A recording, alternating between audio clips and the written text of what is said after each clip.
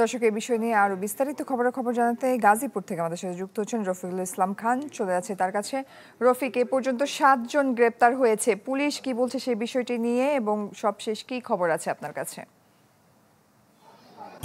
বাংলাদেশের শক্তিশালী থার্মিক steel bar famous steel limited জয়ী যখন এই হত্যাকাণ্ডের ঘটনা ঘটে আসাদুজ্জামান তুহিনকে নৃশংসভাবে কুপিয়ে হত্যা করা হয়, তারপর থেকে কিন্তু পুলিশের একাধিক টিম হত্যাকাণ্ডের সাথে যারা জড়িত ছিল তাদের ধরতে বিভিন্ন জায়গাতে অভিযান শুরু করে। তো পুলিশ যেটি জানিয়েছিল তাদের একাধিক টিম কাজ করছে। এরই সফলতা হিসেবে যদি বলি, তারা কিন্তু গতকাল রাতে 4-5টি স্থানে তারা অভিযান পরিচালনা করছে। এর মধ্যে ভবানীপুর এলাকায় অভিযান চালিয়ে প্রধান আসামি কেটু মিজান, তার স্ত্রী গোলাপী বেগম ও সেখান থেকে সুমনকে গ্রেপ্তার করা হয়। এছাড়া যে ভবানীপুর এলাকা রয়েছে, ভবানীপুর থেকে হোতাপাড়া থেকে স্বাধীনকে গ্রেপ্তার করা হয়েছে। এছাড়া ময়মনসিংহের গফুরগাঁ থেকে শাহজালাল ও মহানগরের চান্না থেকে ফয়সালকে গ্রেপ্তার করেছে। তাছাড়া রাজধানীর উত্তরা থেকে আল আমিনকে গ্রেপ্তার করা হয়েছে। এই সর্বমোট যে 7 জনকে গ্রেপ্তার করা হয়েছে, এদের মধ্যে কিন্তু যৌথ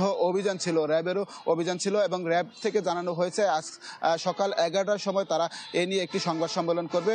তাছাড়া যে মহানগরের 6 জন রয়েছে, মহানগর মেট্রো পুলিশ যাদেরকে গ্রেপ্তার করেছে তাদের নিয়েও হয়তো বা সংবাদ সম্মেলন হবে। সে বিষয়ে এখন পর্যন্ত সময় দেওয়া হয়নি। তবে যারা গ্রেপ্তার হয়েছে প্রত্যেকে কিন্তু আজকে আদালতে পাঠানোর কথা রয়েছে এবং তাদেরকে রিমান্ডে চেয়ে হয়তো বা বাদ বাকি জিজ্ঞাসাবাদ করবে এবং কতজনকে কাকে কতদিনের রিমান্ড চায় সেটি পরে জানা যাবে। তো আসলে এই ঘটনার হত্যাকাণ্ডের বিচারের দাবিতে কিন্তু আমরা দেখেছি গতকাল এবং আজকে কিন্তু সাংবাদিকরা তাদের কর্মসূচিও দিয়েছে। তো তাদের সকলেরই দাবি যারা গ্রেপ্তার হয়েছে তারা যেন সর্বোচ্চ শাস্তি পায় সেই ব্যবস্থা করা। এই ছিল গাজীপুর থেকে সর্বশেষ খবর। জয়ী। রফিক, ধন্যবাদ আপনাকে। দর্শক, গাজীপুর থেকে আমাদের সাথে যুক্ত হয়েছিলেন সহকর্মী রফিকুল ইসলাম খান।